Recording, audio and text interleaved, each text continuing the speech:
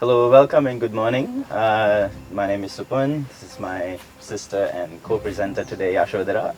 We're here with someone that's, I think, has big ambitions and big goals and has the means to do it. He is a first and foremost engineer, investment banker, and entrepreneur. He has multiple businesses. In all sense of the word, a very successful person. And today we're going to have a little chat to him and see what he feels is necessary for the country moving forward, and how he's going to try and change the country. So I would like to welcome Mr. Manju Nishanka. Welcome to the show. Thanks for having me. Thank you. It's always good to see fresh faces, Yeah, especially in this country. We're somewhat new to the channel, somewhat not. This is the first time we're doing a program by ourselves. Right. So first and foremost, welcome. Thank you. Let's start off by telling people, who are you? Who is Manju Nishanka? Sure. So I was born and raised in Gampaha district, and then I did my primary education in one of the schools, in primary schools in Gampaha town. And then after the scholarship at grade 5, I went to Nalanda College in Colombo. So I did my secondary education out there. And then after my A-levels, I went to the University of Moratuwa to do my first degree, engineering degree. So I did that.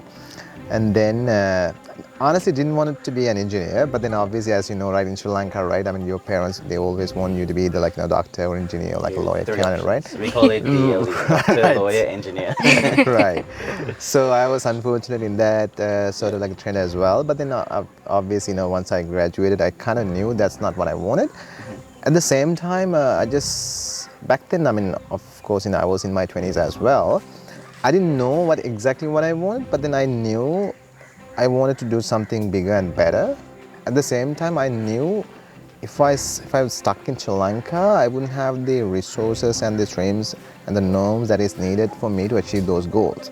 But again, I didn't know what I wanted, right? Yeah. But I knew I couldn't achieve those things if I was stuck in Sri Lanka, right? So for that reason, I decided to migrate to UK first, right? So soon as I went there, I started my career as an engineer and a project manager as well in one of the most reputed companies in London. But then, as I said, I was looking for what I wanted in my life. But then once I went to the UK, it just opened up to a whole new world, which is finance and economics, which kind of fascinated me, right? Because then I kind of realized this is what I wanted as well, because I wanted to make an impact, right? It doesn't mean that being an engineer you wouldn't be able to do an impact, but then again, as a career, right? I mean, your role is going to be very limited when it's come to macroeconomics or society, etc., etc. But then I knew with the finance and economics background, I would be able to do certain things that makes me happy, right? So with that in mind, I did my higher studies, my master's in finance and economics in London. As soon as I graduated in my master's, and I was headhunted by one of the biggest investment banks in the world, Bank of America Merrill Lynch. So I did, a couple of years in London as an investment banker, right? I started in telecommunication, TMT. And then financial institutions as well. And then I was asked to come to New York to start a new trading desk, still in the bank, energy and commodities. So did that very successfully, a couple of years in New York as well. So then became a little financially independent as well, because as you know, in the US, right, investment banking career is sort of a healthy one, right? And then there was a point in my life I was okay, I kind of achieved what I wanted. All these things are very relative, right? So my satisfaction is not necessarily yours, right? It's very different. But for me, it was okay, I achieved something in my career. I achieved something in financially as well. So what next moment? So I was thinking, okay, what needs to be done? Never satisfied. Exactly. The same I always level. right try to raise my bar to the next level, right? And I just want to do something that makes me happy, right? So then I kind of realized, money and the career, those things would not. Yeah, it gives you some sort of satisfaction, right? But it doesn't mean it doesn't exactly what I was looking for in my life as well. Yeah. I don't know whether this is what I want exactly as well, but I'm trying now. What I'm doing in Sri Lanka right now. So then then I left the bank and started my own investment advisory company as well. During that time, I did a couple of startups as well, actually, 4 startups. During that 10 years. 2 failed, which is absolutely okay because that's how you learn things, right? The most critical thing is to learn from your mistakes and then move forward, right? And then one, I was successfully exited. We managed to solve that company within 2 years, and then the 4th one, I'm still having it in the US. So yeah, being a bit busy with the startup world as well, venture capital, private equity, etc., etc. So when it's come to finance and economics, it's kind of like my forte, right? So I'm kind of like very comfortable, and I really enjoy what can be done through this finance and economics, because this is where we build big corporations, starting from scratch startups, go to the next levels and making go public, and then making $1 billion companies, and then that helps to shape up the economies in the countries, right? So I kind of knew this is exactly what I wanted to do as well, because I can see the changes that I can be part of it directly, right? And then so that's how I thought, okay, I was in the right path. But then at some point I was thinking, there was a point in my life, maybe this is in 2019-20, I was thinking, okay, what's next, right? And then so at this point you've achieved everything you wanted in your financial career? Yes, the things that I wanted to achieve, again, these are very relative, right? For a different person, it could be something totally you're different. Comfortable with what you had already achieved at that point. And I knew if I try to continue it, right, I'm gonna get burnt out, and I wouldn't be satisfied as I used to be, right? Yeah. So that's why I wanted to have a pivoting moment in my life, in my career as well. So the career change. විදුලි බිල දැකලා ප්‍රශය වෙන්න එපා. මෙලිබන් විදුලි bill බොනැන්සා. දවසට විදුලි bill 100ක් ගෙවනවා. මෙලිබන් තේ හෝ මෙලිබන් කහට හිස් පැකට් දෙකක් නම ලිපිනේ දුරකථන අංකය සමග අංක 100 ගල්කිස්ස ලිපිනේට ඒවා තරගයට එක්වන්න. කොන්දේසි සහිතයි. Again, career Quick change reset. from engineer to exactly Yeah. reset, right? But this time it was little different, little crazy one, because I was okay, why don't I do something? I was born and raised in Sri Lanka, right? And I did my studies. So how long were you away from Sri Lanka at this point? Almost 22 decades now. Yeah. I left Sri Lanka in 2004 and 2005, actually permanently. So almost 18 years now. Yeah. And then so when it comes what next moment, so I don't know whether that was a midlife crisis, I don't know what it is, right? But, quarter life crisis. Huh? A quarter life. That's Yeah, okay. quarter life. Thank It's you. not your mid yet. Okay, I appreciate it.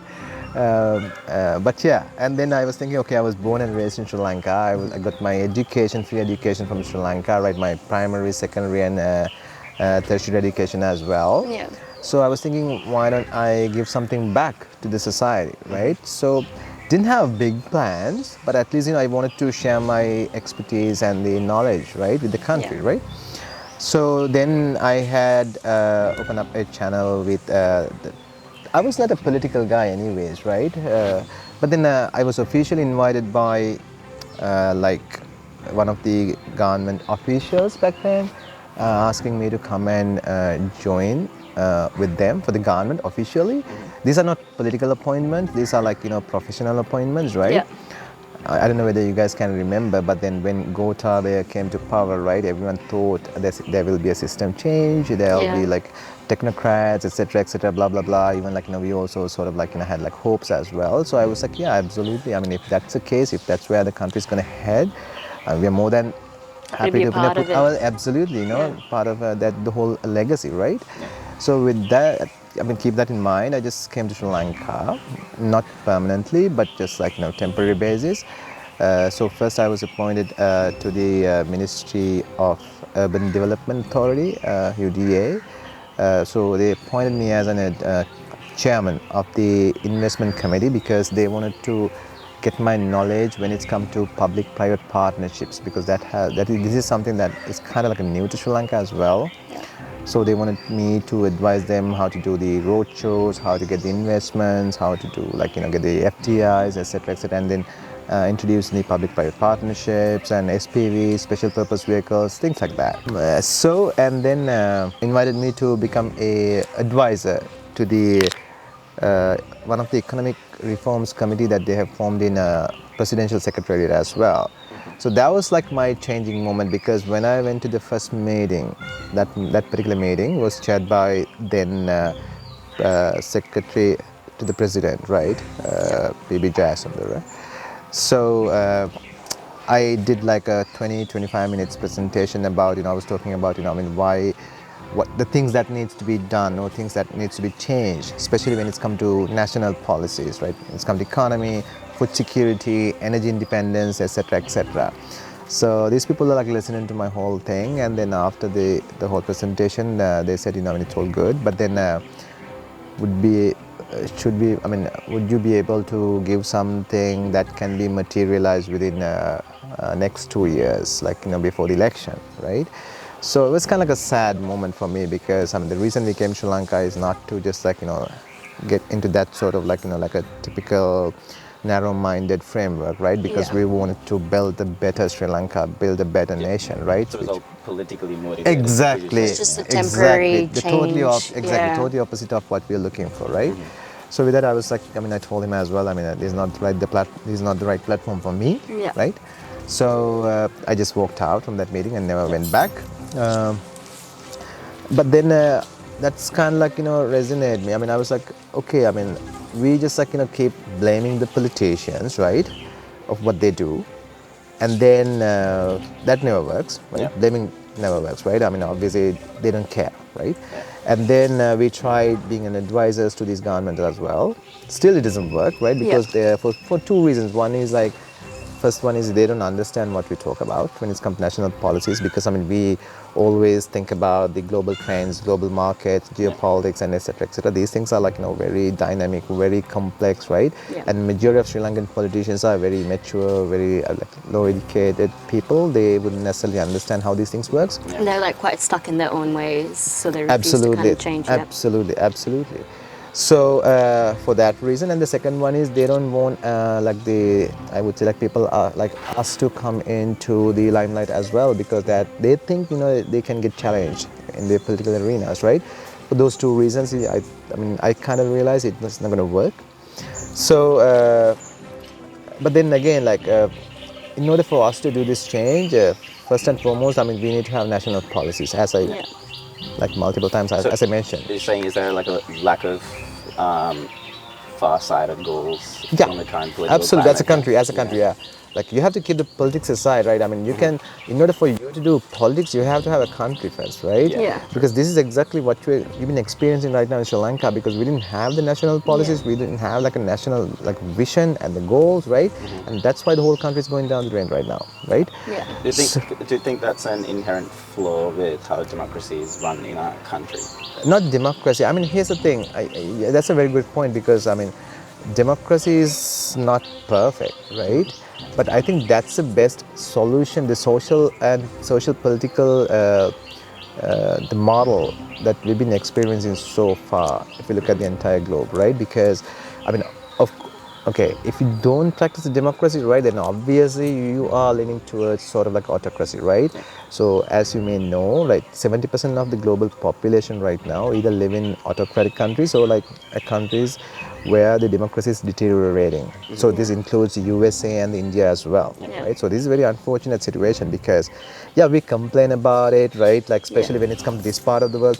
Democracy works perfectly in countries like Sweden, Denmark, those countries, because they are well educated, their social living standards are very high. So for that reason, they know the value of it. They know the value of the freedom, right? Because they already have their basic needs met. Correct, absolutely. With start economic thinking prosperity, further. exactly. But then countries like said part of the Africa and Sri Lanka, this part of the region, right? We tend to take democracy as granted thing, right? And then we tend to abuse it as well in our own ways, right? So democracy, maybe yes, but the most, I think the most important, the critical part is the system that we put in place after the independence, right? Yeah. So, and especially I think the whole political system started getting deteriorated with the Rajapaksa's regime. That's my personal opinion, right? Yeah. So I think they are the one who actually sort of they got so many allegations, right, when it's come to corruption and things like that, right? So Yeah, I mean, it's like a whole like a collective thing, right? So why we are here, I mean, what we're experiencing right now today. So yeah, so then I left these government positions, and then we started a think tank called Singular Sri Lanka. So we just wanted to gather like Sri Lankan expats, because I mean there's another problem in Sri Lanka right now, because as you know, right, you guys are the same, right? I mean, Yeah. people leave Sri Lanka, right? Yeah. They are looking for better lives, right? So that's been happening for the past like 20 to 30 years, right? For various reasons. It could be like a religious reasons, it could be like ethnical reasons, right? The war, etc., etc. Yeah. It could be like economic prosperity sort of reasons as well, right? So for whatever the reasons, right? I mean, a lot of people, they left Sri Lanka. So in order for us to build this nation as a bigger nation, like a strong nation, we wanted to gather the best, the brains that possible, right, into this think tank, because that's the only way that we would be able to have like a very competitive national policy framework, So right? do you think there was a brain bleed happening in the country? Big time, right? For the So- past 30 to 40 years. Yeah, that's what I remember you telling was when you were 20, fresh out of school, Yeah. you looked at the country Right. and you realized that Yeah. for you to meet your goals, you Yeah. can't do it in Sri Lanka. Right. So what about it? What about Sri Lanka at that current state made you realize that you can't achieve your goals there? Yeah, it's a good point, because I mean, it was a very classic example. I'm so glad that you raised that point, because during my last year in university, right? So this was like early 2000s, right? So that was the time that the whole ICT boom happens, information communication technology. So I wanted to do we didn't know what it is, but then I just wanted to do something to promote this ICT into Sri Lankan education system. This like as a student, right? Yeah. University students. So we actually like 30 to 14 people, bunch of people came together and formed a foundation called Graduan Foundation. And then we wanted to do like one of the biggest ICT conference in Sri Lanka, right? These are like crazy ideas, right? We didn't have nothing, no financial backing, Yeah. no support from any government organizations, nothing like that. But then we had the will and the determination. So with that, we managed to, within 3 to 4 months, we managed to get all the right people, including the president's office and the prime minister's office, and then education ministry, etc., etc. And then in 2004 August, I think it was on August 10 to 14, 3-day ICT conference in BMICH. We did it. It was like a very successful event, Yeah. and I was the national organizer as well. But then soon as that's finished, all the organizations who helped us closed the doors for us. I mean, they were like, when we did the event, there were like closer to 150 to 200 university students from all over Sri Lanka, right? They were putting their 200%, like, committing themselves like full time. I can remember even I didn't go to one of my exams as well, right? And I got Right. F for one of the Yeah. optional subjects, but I was willing to commit that because, I mean, this was like a bigger Bigger, goal, yeah. right, for us. But then that was the way that, as a country, we were treated. So it was not right. As a university, I'm not talking about myself, I'm talking about the rest of the people, right? So they totally shut down these people, right? So with that, it was like kind of like a red signal for me, red flag, right? Yeah. So I kind of knew, even if I try to do bigger and better things, That it's not gonna, you're not exactly, gonna be accepted. exactly. Well, I mean, the whole system is not set up to be supportive Yeah. for the youth, right? So that was the reason. I mean, that's why I'm saying even like right now, it's even like worse right now because the entire economic system has collapsed, right? So with this, like especially for the youth, you always have dreams, you always have big goals, right? But then obviously you get stuck here, right? Because you don't have the opportunities, right? So that's kind of like a sad thing. Do you So think if that's a issue with how the political system is run here, or is it just something inherently wrong with how businesses, how education is run? all of the above, all of the above, all It's of, just yeah. a collective of everything. Collective Right, Sri Lanka and then problem? plus that when you think, I mean, it's part of like these that flows in our culture, Yeah. and then our Kinda refuse social to systems. try new Absolutely, things, yeah. just like even in our culture, we just like tend to settle with what we have always, Yeah. right? Okay, you know what? That's a fate. I mean, let's like absorb it, let's admit it, and Like, just be let's suck happy it with up. what you have. Right, And- right. Those yeah. things are, I mean, you cannot build nations with those sort of No. attitudes. You have to be aggressive, you have to empower the youth. Because as you I don't know whether you have kind of like, figured this out, but in Sri Lanka, like if you go to like the other part of the world, I'm sure it's the same in Australia as well, right? USA, Australia, UK, they actually empower, they embrace their youth, right? They just let these people to be like rebellious and then liberal and then come up with new ideas and go crazy. I mean, that's how you can have like a prosperous and thriving nation, right? Your youth has to be empowered, it has to be valued, right? But in Sri Lanka, right, and as far as I can remember, like from 1970s, right, we had multiple uprisings in the youth, right? 1971, 1989, and then the problem in the north, right? These are all the youth in Sri Lanka, right, who came forward and who got killed, right? So in our culture, in our society, there's like a sort of like attitude towards the youth saying, I mean, you guys are like, like crazy, you have to be contained and, like, exactly. But You're then a expect problem. to be, once you become like a big adult, to have it all figured out. Exactly, Still. which never works, that's No. like sort of like a big disconnect, right? So yeah, it's that's why I mean everything in this country I don't think work in the right direction, right? So that's why we are here as what we're experiencing today, right? I mean everything's sort of like start collapsing. Our whole political system, whole social system, whole socio-political thing, and the geopolitically everything is like I mean literally and going down the drain. So yeah, so with that we started the think tank, and then took like 6 to 7 months. I'm glad that you raised these questions because these are important ones actually. So it took 6 to 7 months to put the policy framework together. So these are people that live overseas. the most part, most, like 90% of And these are think they tank here, people. or like you guys are working just Remotely mostly, yeah. Okay. It's like Australia, USA, Scandinavian countries, Europe, etc., etc. Yeah. But they're all Sri Lankan. Sri Lankans. So what made you go outside of the country to... Good point, because I mean, in order for us to be a global nation, because I mean, through the globalization, right, if you really wanted to be a strong nation, right, obviously you have to be global. You have to think global, right? If you're stuck in the island mentality, there's absolutely no way that, you wouldn't be able to come out of it, right? No. So, and then whether you like it or not, right, 99% of the things that you do, your product or services that you use, right? I mean, those are global things, right? You are like 100% connected to the globe. So what we propose is, okay, you have to start producing solutions for the global problems, not think about the local things, right? Because I mean, if you start finding solutions for the global issues, right, then obviously it invariably comes into like, your locality as well, right? So like that, we need to start producing global champions, not the local heroes, right? Because that's the way that you would be able to build a strong economy. Because first of all, in order for you to have a strong nation, you have to have a strong economy. So that's what, like, you don't have to go to all the way to like, like countries like, USA or like European countries, right? Look at India right now, right? So starting from 1948 to 2021, for the whole 70 years, right, they only produce unicorn companies. You know what that means, right? $1 billion companies. If your company has a valuation, if it's $1 billion valuation, we call it unicorn companies. So from 1948 to 2021, they only had 44 unicorn companies.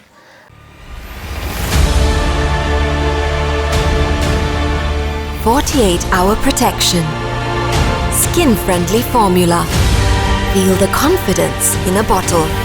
6 scintillating fragrances. Diaro Dio Roll-On. Be close enough." But only in 2022 they produced 44 unicorn companies, and now they are in the exponential growth mode, right? They do that because they actually started like starting from 1991, 1995. They put like a really good educational framework, especially focusing on the IT and the technology, right? And they start producing like brilliant minds starting in the early 2000s. These are the people who became the CEOs of like IBM, Google, Microsoft, etc., right?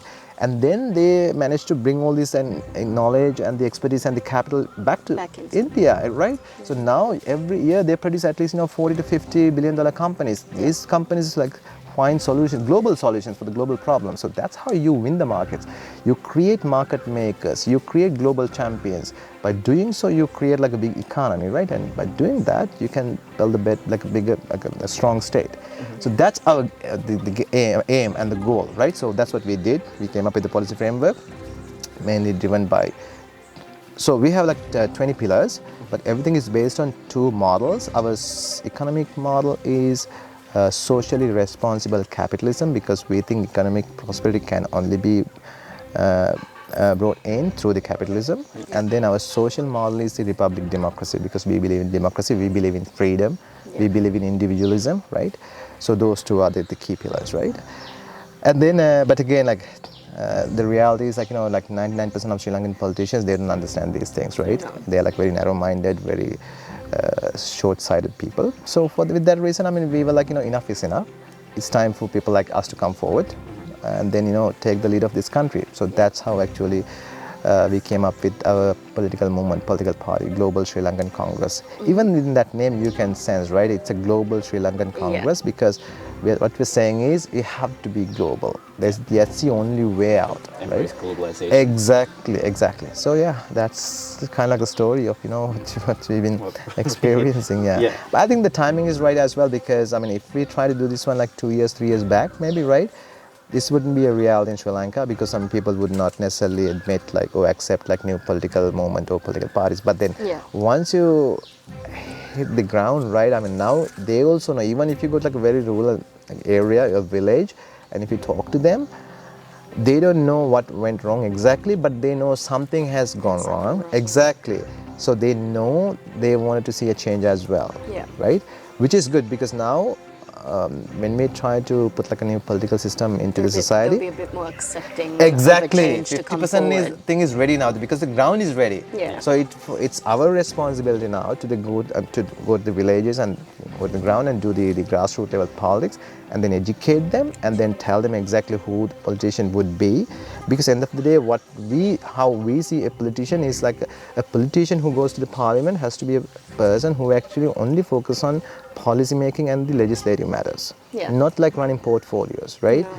Why wouldn't you want to run like a sort of like a business sort of a thing through your portfolio? If that's what you want, then go to private sector and run a company, right? Yeah. I mean, if that's you really want, right? But then obviously, if you're like a politician, I mean, that means, you know, you're part of the legislative arm. So you have to focus on the policy making and the legislative matters, not like running portfolios. So that's how we see our political system should be. Okay, so you said, so you have very bold, grand changes that you want to do, how politics is run in this country, and these economic and political changes that you want to make. And you said that to start off, you have to work at a grassroots level, educate people. So how can you convince, say, someone that's in a very far away tiny village that doesn't have it, that makes maybe 100 rupees a day, if that, doesn't know when her next meal is going to come from, can't fix the leaking roof, how can you convince her to vote for you and all your grand economic changes when it's still, by the time that it all trickles down to her, it's too late? Yeah, no, I think it's a very good point, because all we talk right now is like, you know, in like very national level things, right? These national policies and things like that, right? But then, as we all know, right, when it's come to Sri Lankan ground reality, right? So this is like, you know, like 10 to maximum 15% of the population, right, who can understand what we say, right?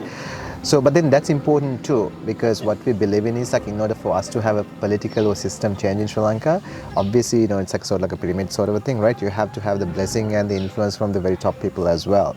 So I'm not trying to discriminate, right? But then obviously that's a reality. So what we've been doing for the past 12 months was like, you know, educating and having the healthy dialogue between ourselves and the business community in Sri Lanka, and then the Colombo crowd. When I say Colombo crowd, I'm not talking about the people who lives in Colombo. I'm talking about like, you know, upper middle sort of a class, you know, people who just like, you know, get things rationally, not like sentimental values, right? So I think we've been doing that successfully, but then again, like in order for us to have like a real change, then obviously you have to convince that 80% of the people that you just described, right? So for them, our plan is a bit different, because as you very rightly said, they don't necessarily, you know, like believe in, like, you know, they don't necessarily understand how policy works, or the national policies, frameworks, systems, etc., etc. What they care about is, you know, end of the day, if they can get the bread and butter into their table every day, right? If they can put their children into good schools and then get educated, right? And then if they can get the medicines, I think that's what matters for them, right? So for them, we have to come up with like some sort of a dream and a story that they can live in, or they wanted to live in.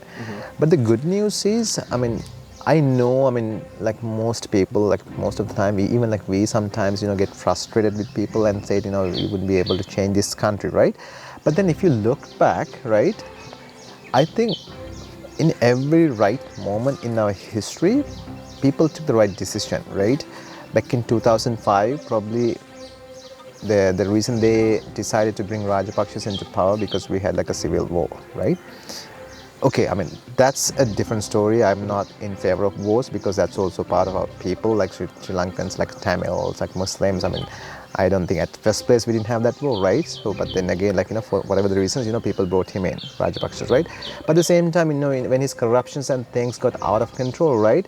People actually came to the streets to get rid of him in 2015 as well, right? And then because I don't know whether you guys can remember, right? The opposition parties' main slogans were like, we're going to put them in the jail, right? And then we're going to like eradicate all the corruptions, etc., right? So people believed in, right? So it's not their fault. It's the leaders, political party leaders who didn't deliver these things, right? That was the issue. So that's why in 2019 people got so fed up because the government came to power like promising different things, but none of these things happened, right? Just a lot of empty promises. Absolutely. So they get like out. so annoyed, and on top of that, there was like a bomb attack as well. So the national security was at threat as well. So for that reason, they actually chased them away as well from the government, right? And then obviously they brought Gotabaya in, right? Again, like with a lot of, as you said, false promises, right? But then once he starts screwing up the whole economy, right? The people who actually brought him into the power came to the street to chase him away, right?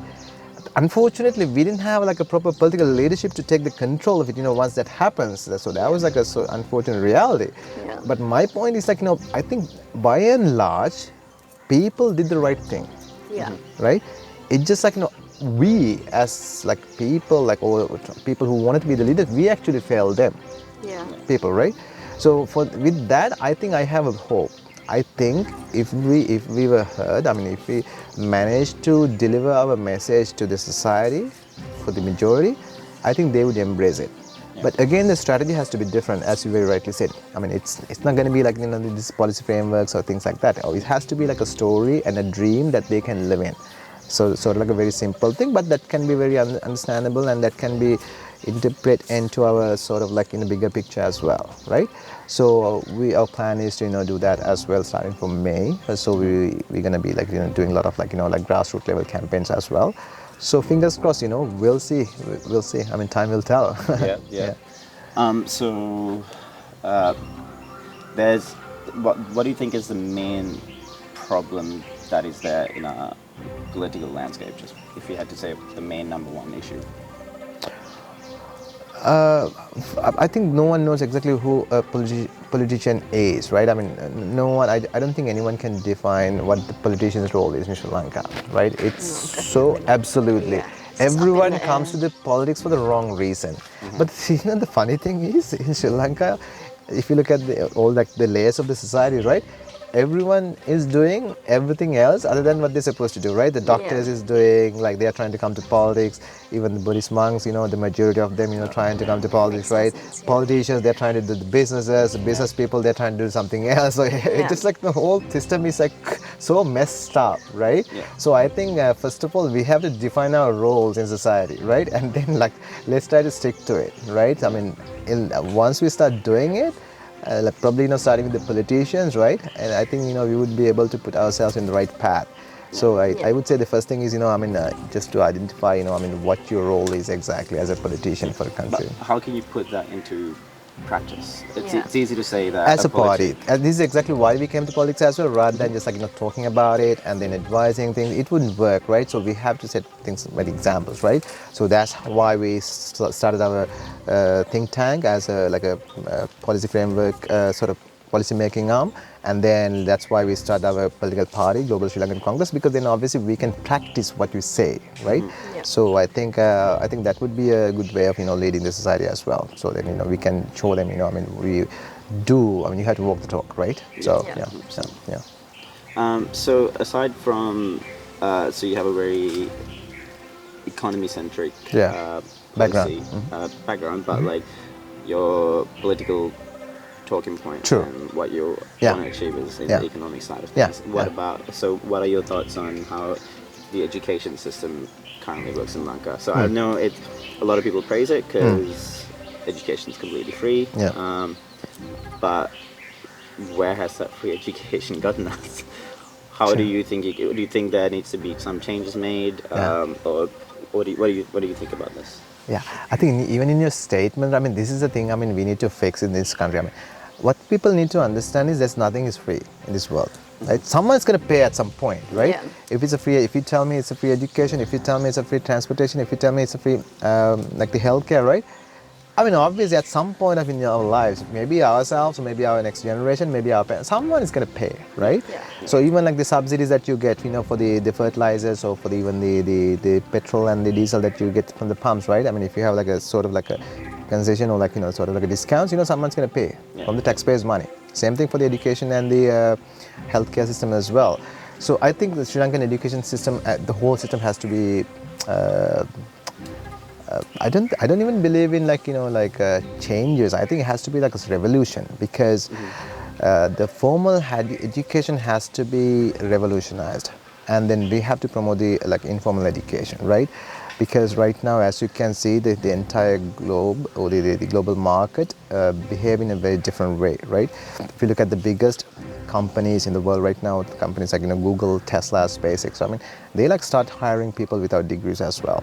They are looking for the soft skills and the other the coding skills and things like that. So we have to start producing a labor force that's going to be compatible for the markets, right? We cannot go on like this, start producing people from the arts or the medicine or the engineering. I mean, we have to revamp the whole thing. So this is why even in our policy framework, we put a lot of efforts into STEAM, like science, technology, engineering, arts, and maths, because that has to be looked at. Because I mean, when you put your education system together, right, you have to think about the markets or the trends or the global trends that's going to happen in next 5 to 10 to 15 years time, right? So we know right now, as an example, right now the creator economy is like 120 billion, $120 billion economy, but in 5 years time, by 7 years time, it's going to be a $1.5 trillion economy, right? I'm talking about the creator economy, content creations, what you guys doing right now, right? So this is why, I don't know whether you have realized, Dubai as a country, right, they actually have a new visa scheme, right? If you're a content creator, right, they would give you I think 2 years visa with a free office space and then all the other infrastructure. You can just go to Dubai and have your own office space and do your own thing, because they know the next biggest commodity is going to be data, right? What you guys gathering is data, right? Consumer behaviors, purchasing patterns, right? So like that, we have to identify these trends, and that has to be embedded in our education system. So then obviously our next future generation, the future labor market, they can be they can get adapted to the future markets easily. So yeah, the education system has to be revamped. That's even no brainer. I mean, we actually looked into that one very seriously. You were saying that at a grassroots level, the way you can convince someone to vote for you is by setting them dreams. Yeah. I think that's what every politician has been doing. Is they make promises, they'll tell you, vote for us, we'll make these changes, you'll see it next week. So what makes your dream and promise different? Is it still going how can you convince them it's not an empty promise? What sets you apart from everybody else that's currently around trying to, I guess, fix the system? Yeah. We always try to make ourselves apart from the other people by doing things on the ground as well, because as you know, right, most of these politicians and most of the people who are recognized as the people, the key people in society, right, the only thing they do is just come in front of the mics and talks about it, right? Complains and then talk about the issues, but not solutions, right? But even from the very beginning in our movement, right, we always try to put the solutions together, right? So this is why when we started our think tank back in 2022, right, during the Aragale time, we were the only team who actually organized an event, not to talk about the problems, but talk about the solutions, short-term, medium-term, long-term solutions for the problems that we face in Sri Lanka, right? As a classic example, it happens in May 2022. It was in Gold Face Hotel. So we actually asked the other political parties to come up with solutions for back then the fuel shortages were insane, right? So we asked them to come up with solutions, right? And we were the only team who actually managed to put like a short-term solution, like a practical solution. It's called crude intermediation. I mean, it's like a whole different story, but you just like, like separate the financing from the operations and, getting the private investors, and you can do it, right? So like that, we are like very much solution-oriented people, right? So in that self, right, I mean, that's gonna give us some sort of credibility, because people knows, I mean, if we come to even like a press conference, or if we come to like a discussion, we always try to come with like solutions, which people want. People are so fed up with like hearing questions and, complaints. So that's sort of like a difference, and that's sort of like, I mean, helped us to sort of like gain some sort of confidence as well. And at the same time, we, even without the power, we try to do things that's going to reflect things in our largest picture, right? As an example, like a couple of months back, we started a agro-tech entrepreneurship program. So our aim is to, within 12 months, to produce at least 1,000 entrepreneurs. So far we managed to produce, I think, close to 130 to 140. It's only like 2 months old. Yeah. So it's like the response is like amazing. So like that, we just like do things on the ground, and people can see that, okay, you guys are actually trying to do something. It's tangible. So exactly, and then you actually, I mean, that makes a difference, So Yeah. So we had an interesting discussion. I think you've raised a few questions, you've answered it, and explained exactly what you think things should happen moving forward. Right. So 2 minutes, tell the people what a short message about how you think things are going to change moving forward. Sure. I mean, what we've been talking especially for the past couple of years, is like system change in Sri Lanka, right? So yes, that is needed, absolutely right. But at the same time, we have to make sure people are willing to come forward and take the part of it and take the lead of it as well. So here we are, right? I mean, we are willing to sacrifice our careers and our lives and everything, because even for me personally, I wanted to commit at least 10 years in Sri Lanka to make this change happen, right? So you are not helpless, right? So the only thing is, we have to come together, right? So all these like traditional political systems has to come down, right? Period, right? No excuse. So but in order for us to do that, we all have to come together as citizens, right? So we came this far, right? I mean, we managed to change one of the most corrupted so-called regime away from Sri Lankan political systems, right? It's purely through like not like a traditional political party leadership, but like purely from like a civil, as a civic movement, right? So let's keep that in mind and just push for the rest of the changes as well. Especially, we have to make sure all these changes has to happen through like a democratic process, which means through the elections, right? When it's come to election, like let's make sure that you vote for the right people who actually do something to build a better Sri Lanka, right? And for the youth, only one message: just break the boundaries and build better Sri Lanka and be part of it. So that's what we're trying to do. So yeah, hopefully, within the next 2 years, we will be able to see like a lot of changes in Sri Lankan political and social aspect of it, right? And then I'm hopeful, Thank you so much for giving me the opportunity as well. Really appreciate it. Thank you. So thank you for coming here and speaking to us and kind of opening our eyes to what the issues and what we as youth people should kind of understand and educate ourselves and know how this like system is not working. Right. And that's the only, I think, empowering the youth is the only way that we can get this country back up to speed. So we did this in English so people all around the world can also understand how all of this works. And can be a part of the system and help make a change in this country. So thank you for coming on here. Thank you so much for having me. I appreciate it. Yeah. Have a good day. You too.